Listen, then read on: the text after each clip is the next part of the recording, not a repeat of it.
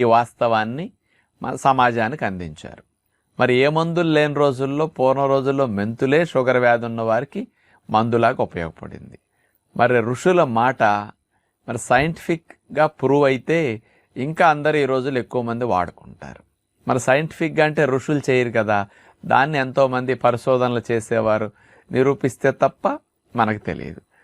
మెంతులు డయాబెటిక్కి పవర్ఫుల్ మందు అని నిమ్స్లో డాక్టర్ పివి రావు అండ్ డయాబెటాలజిస్టుల బృందం కలిసి సుమారుగా 2014-15 ఆ ప్రాంతాల్లో వీళ్ళ పరిశోధనలు చేసి ప్రూవ్ చేశారు.